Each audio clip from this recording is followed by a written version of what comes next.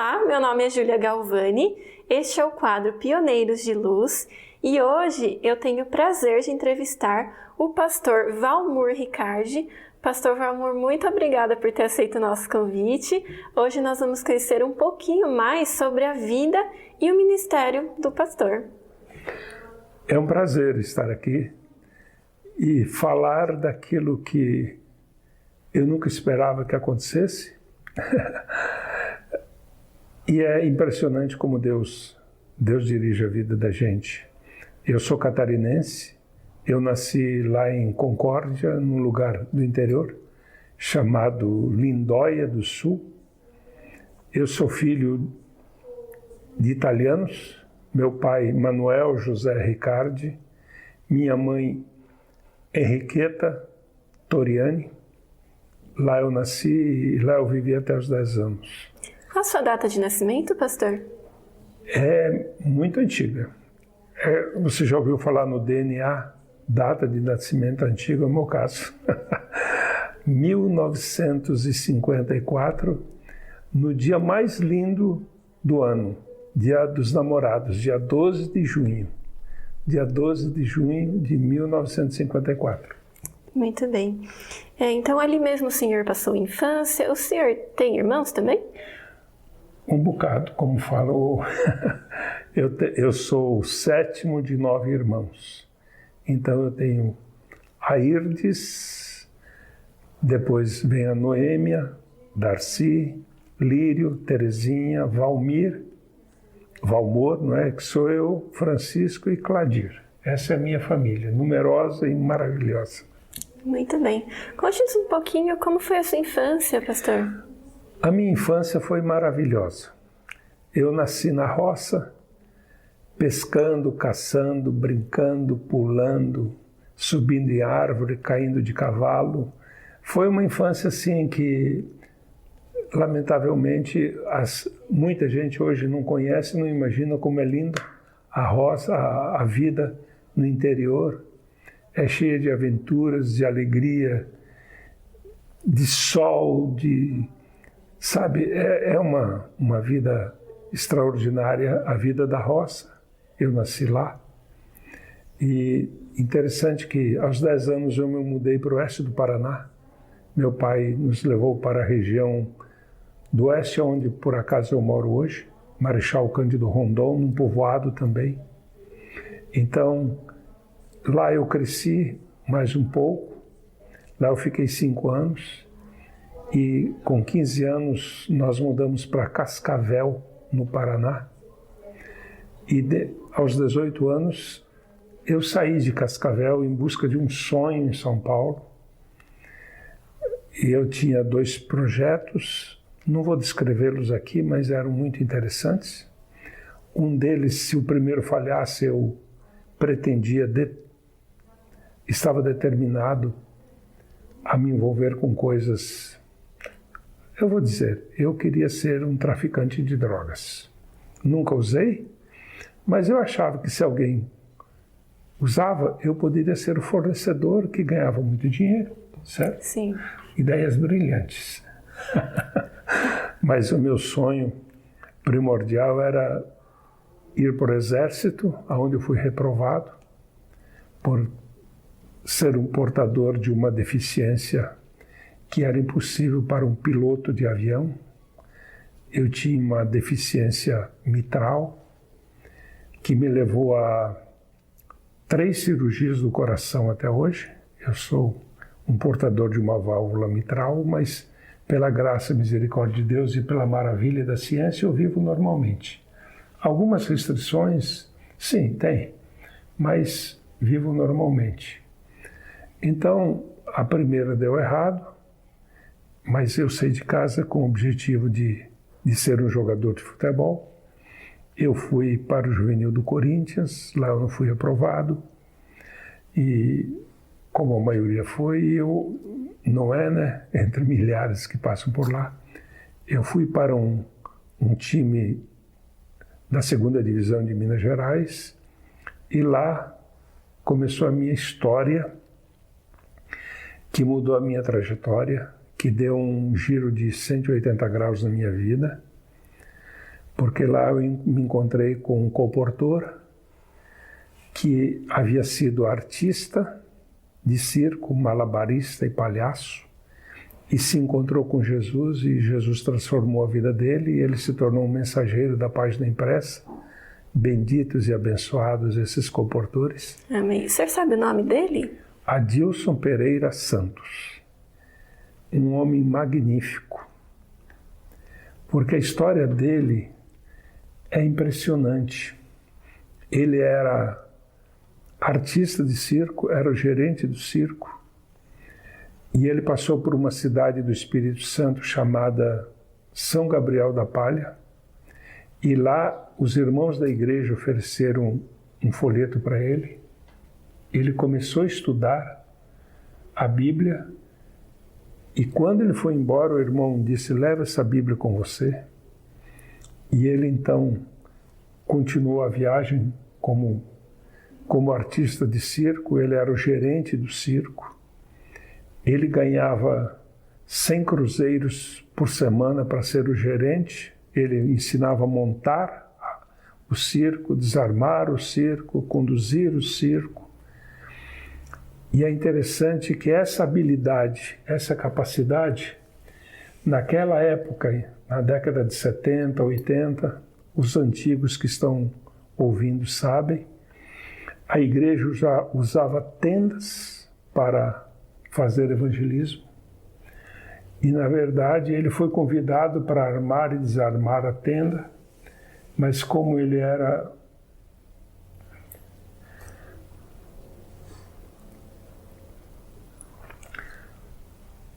um homem que Deus havia escolhido para ser um instrumento na mão dele, ele se tornou um extraordinário instrutor bíblico e gastou a vida nisso. Passou décadas, mas pela vida devassa que ele levava, alcoólica, pelo trabalho duro que ele fez depois, porque ele saiu do circo. Ele saiu do circo e voltou para São Gabriel da Palha, tocado pelo Espírito Santo. Então ele falou: eu quero, e foi batizado. E aí o trabalho que sobrou para ele foi retirar areia no rio com um bote, água à altura do peito. Ele mergulhava na água, no sol quente, não é? Então ele mergulhava, enchia um latão de 20 litros, despejava na canoa, e no circo, para se apresentar 5 ou 10 minutos por dia, ele ganhava R$100, ou 100 cruzeiros por semana, era o salário. Eu não posso ter uma equiparação com hoje, mas isso trouxe para ele mais tarde a Parkinson e muitos problemas de saúde, e ele há uns 3 anos faleceu no interior do Espírito Santo. Mas a vida dele foi dedicada a salvar almas. Inclusive a do senhor. Inclusive né? Então, o senhor estava em Minas Gerais quando conheceu esse comportor, é isso? Olha só, eu morava em Cascavel, no Paraná. Eu vim aqui para São Paulo, eu estive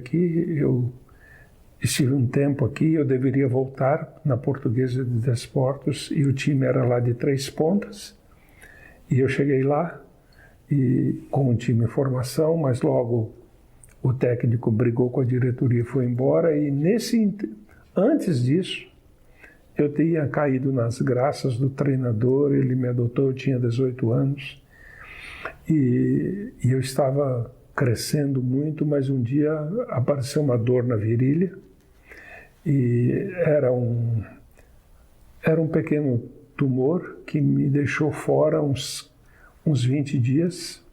Aí o pessoal falou: você vai, se trata. O médico me deu a medicação, e eu fui para uma pensão até eu me refazer, sendo acompanhado pelo médico do clube. E eu cheguei lá, então era uma casa, e do lado de fora havia assim quartos. Era como se fosse uma aldeia de índio cheia de casinhas. E um dia eu reclamei com a dona, chamava Dona Geralda. Eu falei, a senhora não tem um outro lugar para mim? Porque havia 2 problemas no meu quarto. Havia uma goteira em cima da minha cama e o meu parceiro de quarto era um cavaleiro que montava cavalos chucros, mas só faltava o cavalo, porque lá estavam todos os apetrechos.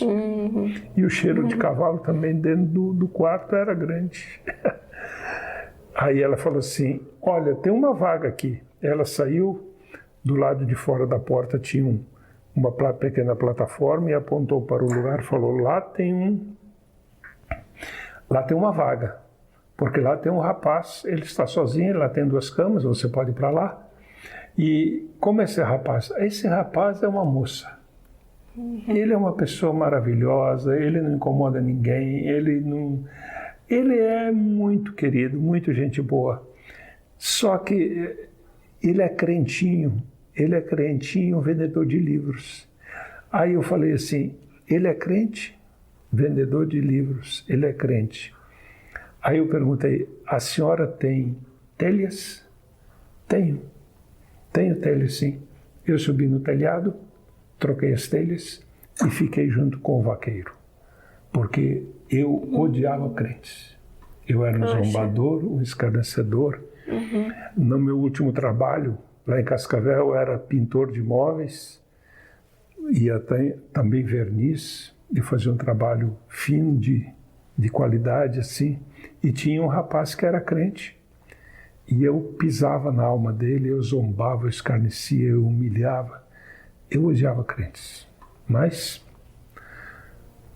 o vaqueiro foi embora e um dia eu fui passando por um quarto, outro, tal, me recuperando. Isso demorou muito tempo. E um dia eu cheguei no quarto do Adilson e ele era baiano, muito agradável, muito gentil e tinha um costume.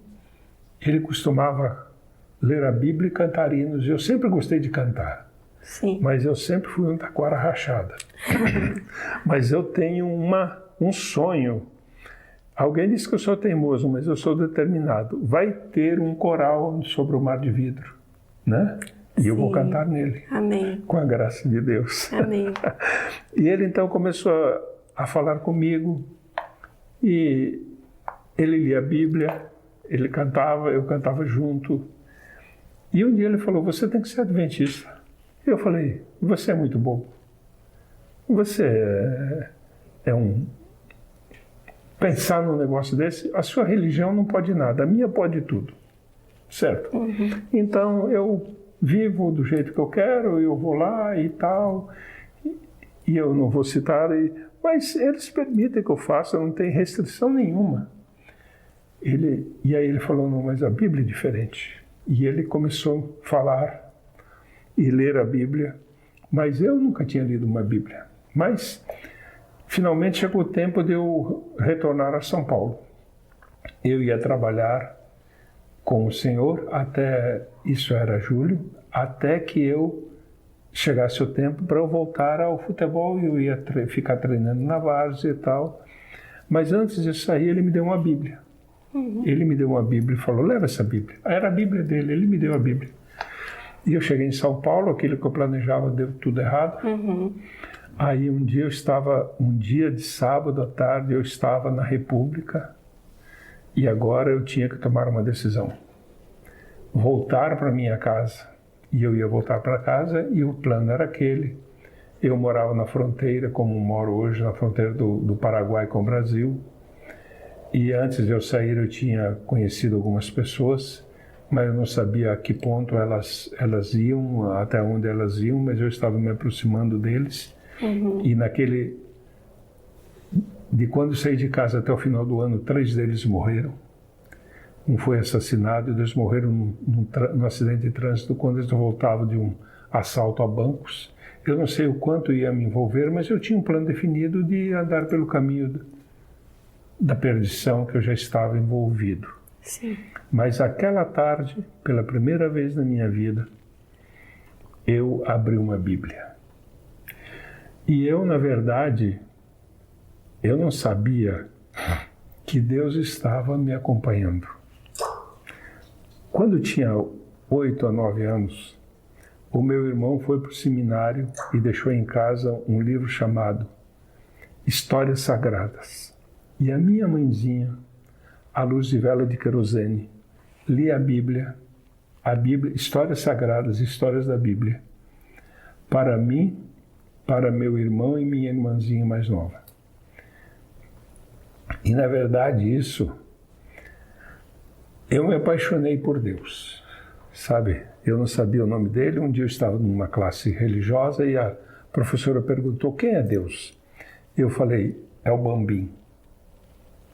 Você é descendente de italianos, né? Mas quem é descendente de italiano sabe que Bambim é o Papai Noel. Era a figura mais doce que eu tinha. Eu falei: ele é o Papai Noel. E todo mundo riu, né? Mas aí, naquela época, 1963, 62, 63, veio uma onda assim que o comunismo ia se instalar aqui. Aí um dia à tarde, um domingo à tarde, na frente da minha casa, um monte de meninos, nós estávamos discutindo o que seria o comunismo.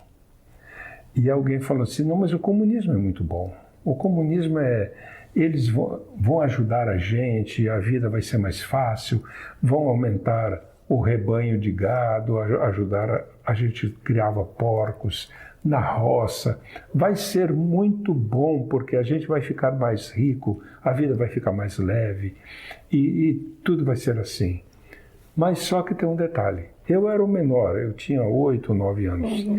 Mas eu fiquei ouvindo tal, e eles falaram: só que você tem que deixar de acreditar em Deus. Você não pode crer em Deus. E como é que vai ser isso? Alguém estava explicando que eles iam sair acompanhados de um soldado também, junto, que eles iam visitar as pessoas.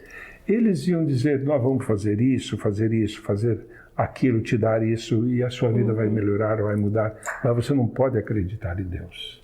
E como que o senhor reagiu enquanto criança a isso? Então, como eu reagi? Eu falei: bom, quando eles chegarem perto de mim, e se você continuar acreditando em Deus, você vai ser morto. Entende? O soldado está aí, você vai ser morto. E eu sempre fui faísca adiantada. Eu falei: quando eles chegarem perto de mim, eu vou virar para eles e falar: pode atirar. Nossa. Entendeu? Pode atirar porque eu creio em Deus. Sim. Então, eu não vou deixar de acreditar.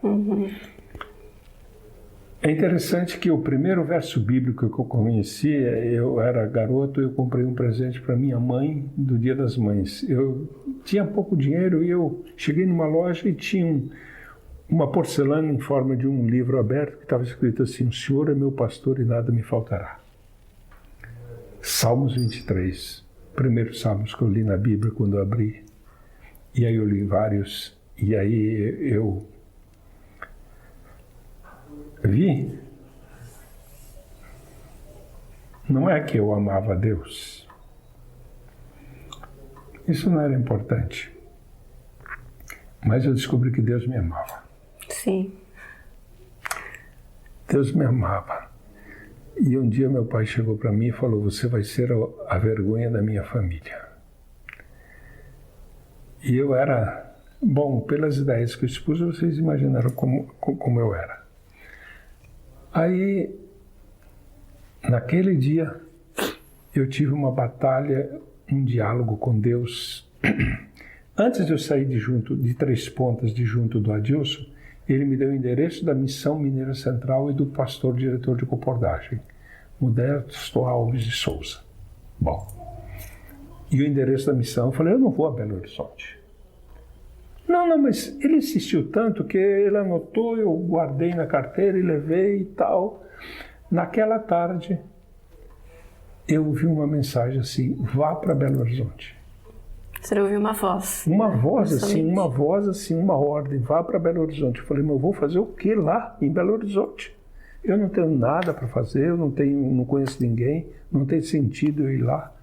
Eu tinha dinheiro exato para voltar para minha casa. até uma sobrazinha ainda.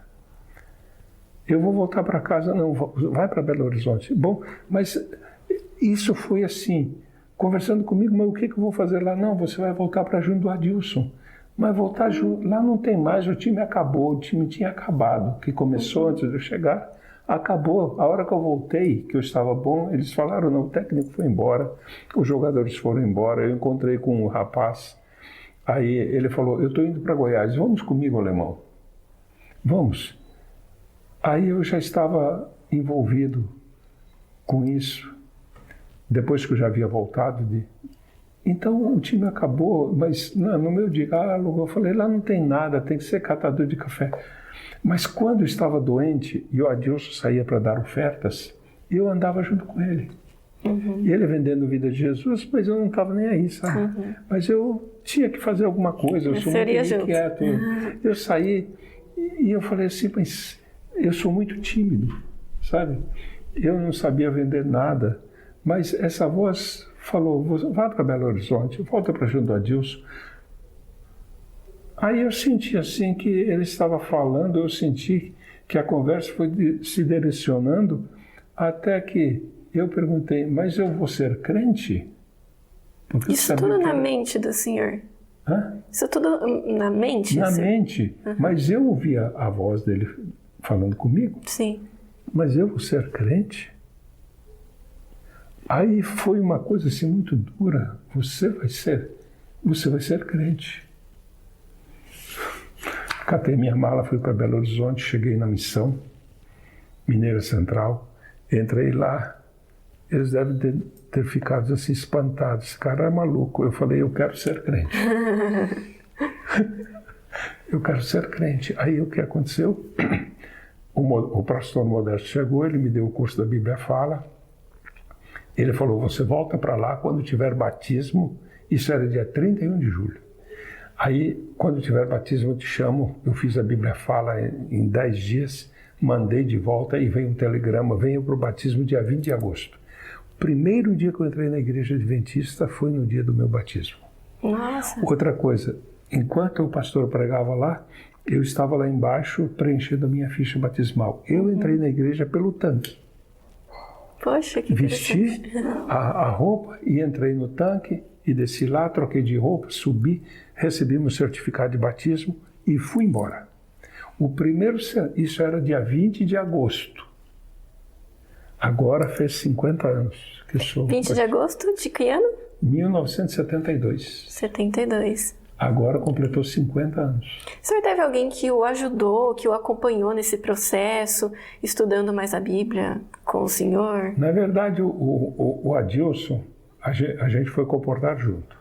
Então eu tive um instrutor de Bíblia e da comportagem ao meu lado, exclusivamente meu. Sim. Só que a gente fazia escola sabatina no mato, no sábado, lá não tinha igreja, e depois ele era noivo de uma lemoa. Ele me abandonou, criança abandonada, e ele voltou para lá e eu continuei. Sim. Depois ele voltou para junto de mim, aí nós comportamos lá, e aí eu tinha um vínculo muito forte com a minha antiga igreja, e nós vendíamos Vida de Jesus. Qual que era a sua antiga igreja, pastor? Acho que nós não mencionamos. Eu era católico, apostólico romano, eu fui coroinha, eu fui puxador de terço.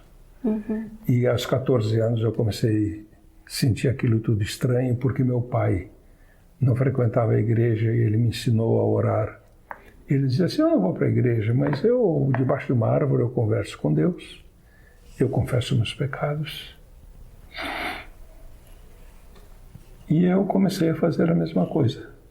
Com 14, 15 anos eu comecei a questionar os dogmas da igreja.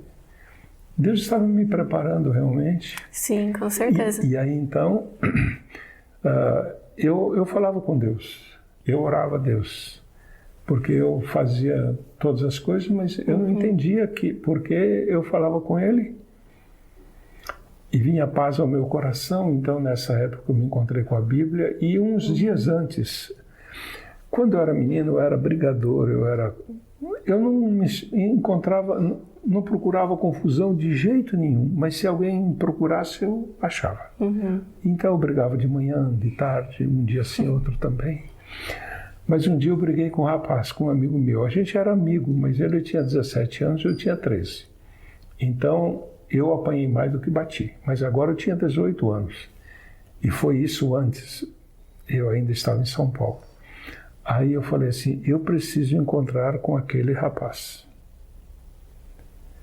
para a gente tirar a diferença. Mas o meu pai sempre ensinou que a gente nunca devia bater na cara de um homem, porque ele certamente mataria a gente. Se ele é valente, ele te mata. Se ele for covarde, ele vai te matar à traição. Então, qual era o meu plano, na verdade? Eu queria exterminar o meu amigo de infância. E eu tinha ódio no coração por 5 anos. Quando eu tive esse encontro com Jesus, eu falei, eu preciso encontrá-lo.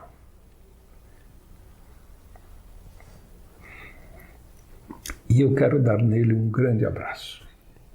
Sim. Foi assim,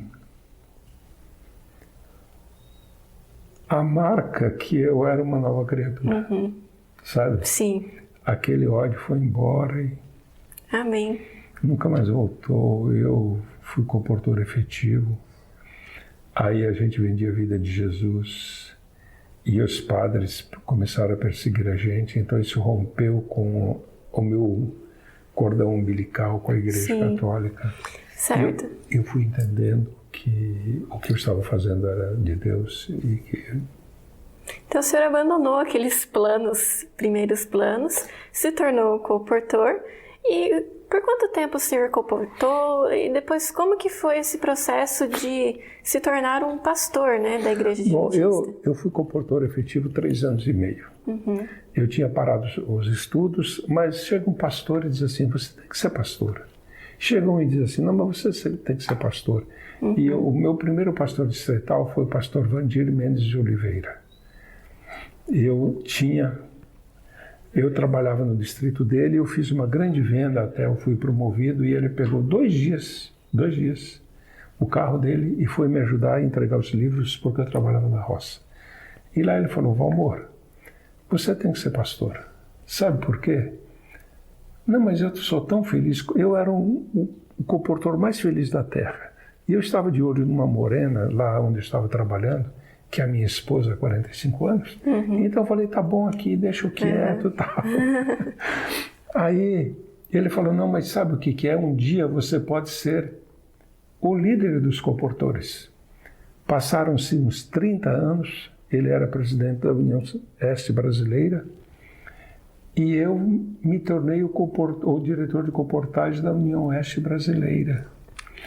Mas a minha vida foi maravilhosa. Aí eu fiz o supletivo do 2º grau, e que eu não tinha o 2º grau. Num ano eu fiz, aí eu vim para o teológico em 76. Foi no IAE? No IAE, lá de Santo Amaro. Me formei em 79. Aí a minha caminhada pastoral. Eu ia me formar em dezembro, em março eu já recebi o chamado para o final do ano. Eu fui para Minas Gerais, aí eu fui pastor em Ubá, Tocantins. Até hoje, o pessoal às vezes me chama, me procura, inesquecível igreja de Ubá, Tocantins, Barro Branco, que foi a 4ª igreja do Brasil, de pioneiros. Muita gente saiu de lá. Aí depois eu fui ser pastor em Juiz de Fora, pastor da Igreja Central de Juiz de Fora. Aí no 4º ano me tornei departamental de Escola Sabatina, Ação Missionária e ASA. E eu quando saí do colégio, eu fui líder de comportagem o tempo todo, esses 4 anos. Montei equipes, dirigi equipes e comportava. E eu era o líder lá, e o pessoal dizia, você tem que ser diretor de comportagem? Eu falei, eu não quero ser diretor de comportagem. E eu saí de lá falando assim, eu nunca mais quero ser diretor de comportagem, não quero me envolver. Eu quero ser comportor, eu quero ser pastor distrital. E eu quero ser evangelista. Bom, até no meu 3º ano, 1983, eu pedi para ser obreiro bíblico do pastor Bessa porque eu queria aprender a fazer evangelismo. Não é que eu queria fazer evangelismo no meu distrito. Aí no ano seguinte, lá no, vamos dizer, começando o 5º ano, eu recebi um chamado para ser diretor de comportagem da Mineira Central. Eu falei, não quero ser diretor de comportagem. Mas o pessoal falou, mas calma, Leão, vai lá e tal. Como eu não queria ser diretor de comportagem, eu fui diretor de comportagem 19 anos. Entendeu? Por 19 anos eu fui diretor de comportagem na Mineira Central, Sergipe Alagoas, Paulista Leste, Rio de Janeiro e 5 anos na União. Mas aí eu saí da comportagem, eu fui ser departamental de mordomia da própria União, lá eu fiquei 15 anos. Departamental de mordomia, de ADRA, aí veio o mutirão de Natal. Aí naquela época da mordomia eu produzi um programa que se chama Administração da Vida. Praticamente não existe mais, mas eu era assim, sabe? Só faltou sonete. Mas a gente fazia um estudo em grupo na igreja, aí entrava um vídeo, porque eu descobri que eu tinha que fazer 1.850 semanas de oração, porque é isso que eu tinha na União, então eu não ia fazer nunca. Aí nós montamos uma semana de oração para fazer através de vídeo e um livrinho, e os irmãos reuniam, aí eu falava respondendo perguntas, e no final o Bulhão pregava, só faltou a Sonete cantar. É verdade. Mas foi um programa lindo, e aí o que aconteceu? O Mutirão de Natal, que é um programa magnífico, ele cresceu muito porque eram 9 anos de existência, 470 toneladas, eu fiquei dirigindo 8 anos, estabeleci em muitos lugares, um dos últimos fechamentos foi aqui no IAE, mas o Brasil todo se envolveu e nós arrecadamos 7.600 toneladas de alimentos. E é um programa que existe até hoje. Então, sabe, eu olho para trás, depois eu fui diretor de ADRA de Minas Gerais 2 anos, nesse novo modelo, e depois eu terminei a minha vida como pastor na igreja de Vila Isabel, no Rio de Janeiro. Lá o Maracanã ficava dentro do meu distrito. Nos dias da Copa a gente nem podia ter culto. Nossa. Muita confusão, estava muito perto da minha igreja central do Maracanã, mas lá eu fui campeão do carnaval 3 anos, porque lá estão as grandes escolas de samba do Rio, Unidos da Tijuca, Unidos da Vila Isabel e a Mangueira. Lá também há muitas comunidades, muita pobreza, muita violência, mas é um povo querido, querido, querido, querido. E lá eu terminei meu ministério, me aposentei em 2015, e hoje eu moro em Marechal Cândido Rondon, perto de Cascavel.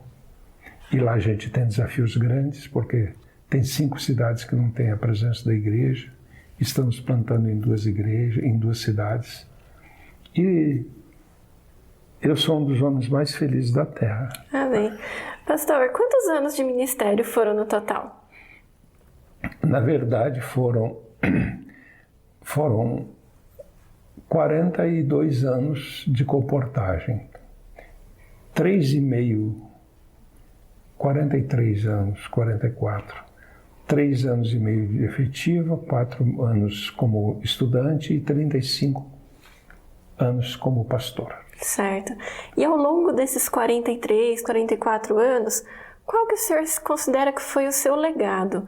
Como que o senhor se sente que foi usado por Deus para expandir o evangelho, para abençoar a igreja?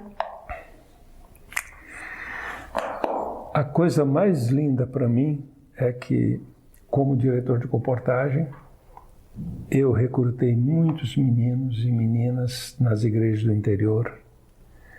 Eu trazia eles para a comportagem, eu deixava eles na comportagem, e aí quando eles estavam caminhando sozinhos, eu sabia que eles podiam ganhar uma bolsa de estudo, eu mandava para os colégios.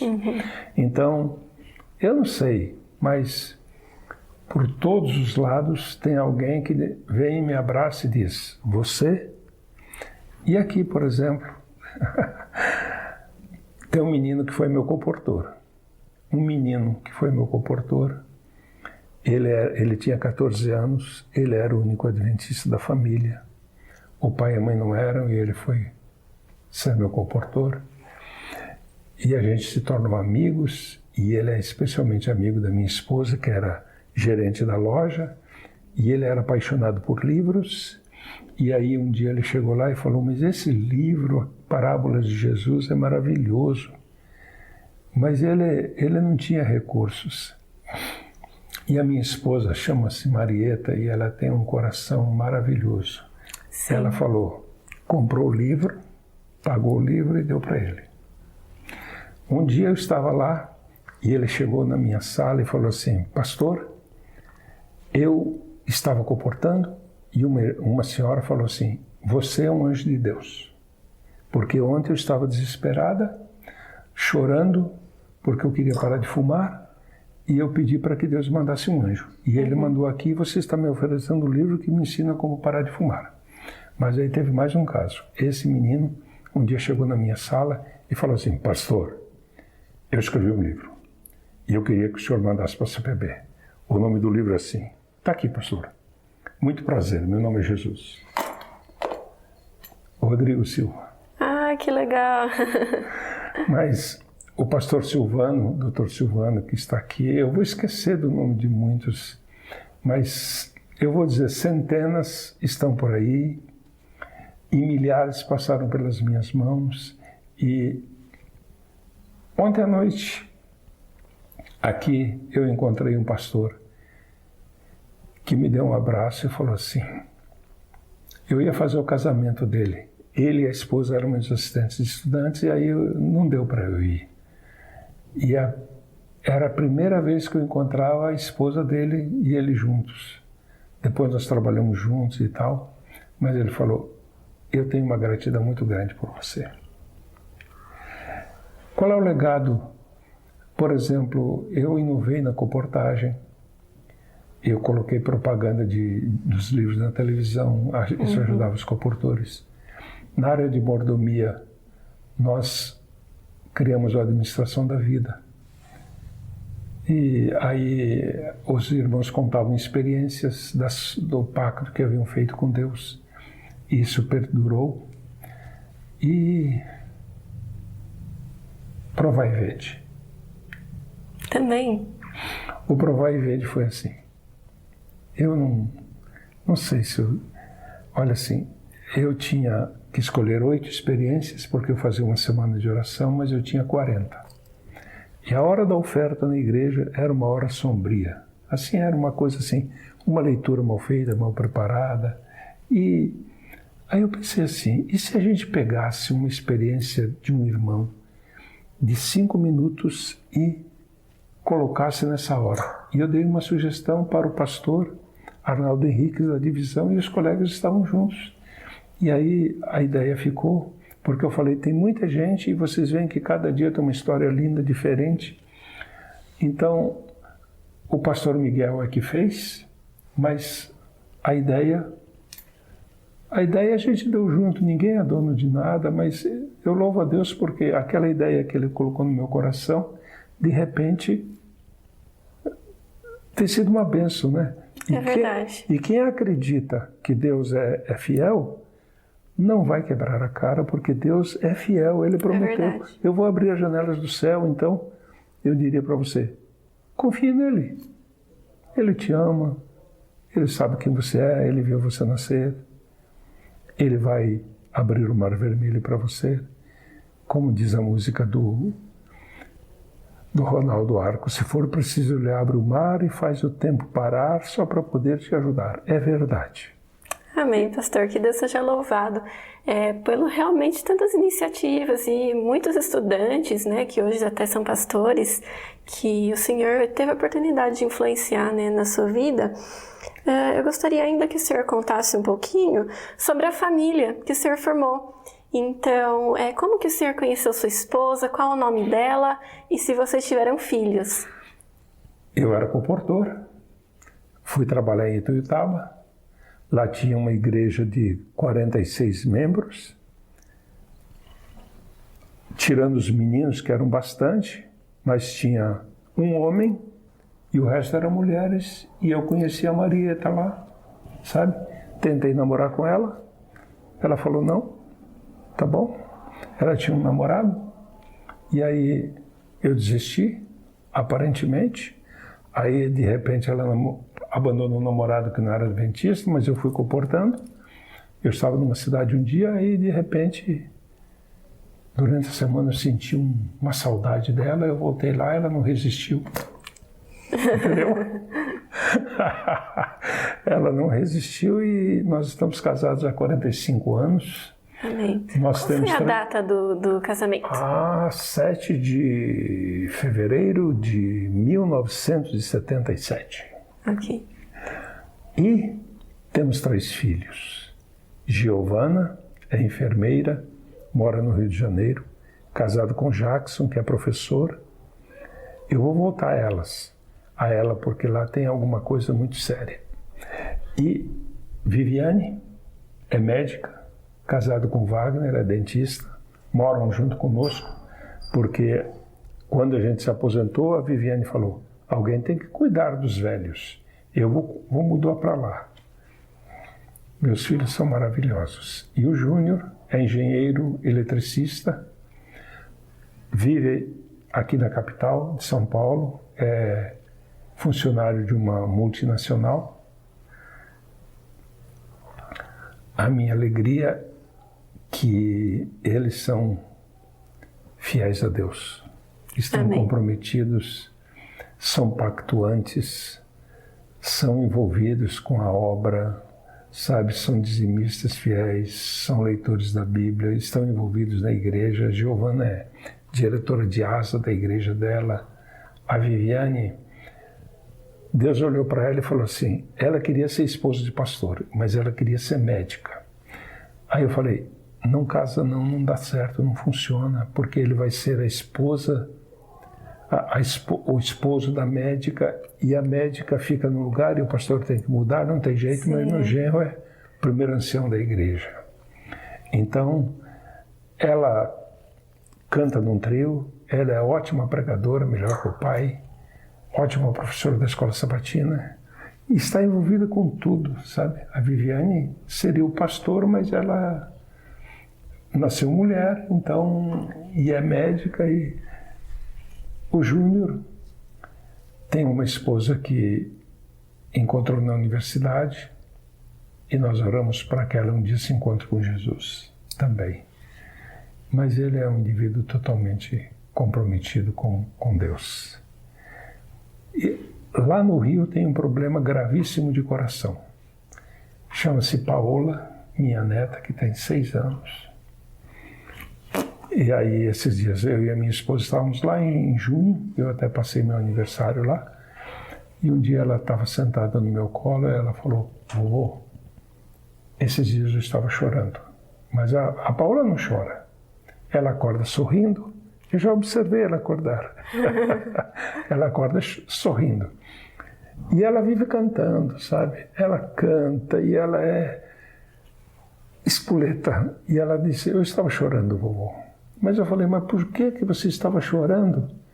Ela falou, vovô, eu estava com tanta saudade de você e da vovó. Quebra o avô. Que eu choro. Ela é fantástica. O problema que você está me ouvindo e vocês estão me ouvindo é o seguinte. Avô, falar de neto é um negócio difícil de suportar. Porque é assim que acontece quando você se apaixona por Jesus. Eu amo minha família, todos os meus filhos, meus genros, minha norinha. Mas sabe o que acontece? Neto é especial. E você falar de quem você ama, porque como é que eu vou falar de Jesus? Conte o que ele fez por você. Não é? Conte o que ele fez, como foi a sua história, aonde ele te achou. Porque cada um de nós temos uma história, né? Sim. Cada um de nós temos uma história. E à medida que você andar com ele, você vai ver que ele é indescritivelmente bom. Amém, com certeza. Pastor, agora para finalizarmos, qual o seu verso favorito da Bíblia e por quê? Eu gosto muito dos Salmos. Eu leio a Bíblia e eu quero dizer, eu estou preparando um projeto de estudos bíblicos. Por isso que eu estou aqui no NASP. Os autores estão me ajudando. Estudos bíblicos para os irmãos. Então, não pense, desde o Gênesis até o Apocalipse, eu tenho 999 versos, mas o meu verso favorito é porque Deus amou o mundo de tal maneira que deu o seu Filho unigênito, para que todo aquele que nele crê não pereça, mas tenha a vida eterna. É isso. É a essência. Que você entenda isso que Deus amou e Deus deu. Esse é o Pai, que às vezes alguns têm medo do Pai. Quem é o Pai? Ele que mandou Jesus. E aí, como é que é o Pai? O Felipe perguntou. Ele falou, quem vê a mim, vê o Pai. E quando você acompanha Jesus junto ao mar da Galileia, aonde ele está, você vai ver que ele acalma o mar, ele levanta o que não está prostrado, ele cura o leproso, ele alimenta o faminto. E ele falou assim, eu vou preparar-vos lugar. Ele falou que ia morrer, ele veio. Ele falou que ia morrer, morreu. Falou que ia ressuscitar, ele ressuscitou. E ele falou, eu voltarei. Ele está vindo para buscar você. Amém. Que Deus seja louvado, pastor. Queria muito agradecer ao senhor por ter contado um pouquinho dessa história. Tenho certeza que teriam muitas outras histórias, né? Mas aquilo que o senhor contou foi muito inspirador. Com certeza será para quem está ouvindo. E quero desejar que Deus continue usando o senhor, abençoando os seus projetos, os seus planos, a sua família. Muito obrigada, pastor, pela sua presença. Eu agradeço a oportunidade e que Deus continue usando vocês para que outros conheçam esse Deus maravilhoso através da nossa vida e que você seja um instrumento disponível nas mãos dele. Ele tem uma linda história planejada para você. Deixa ele escrevê-la.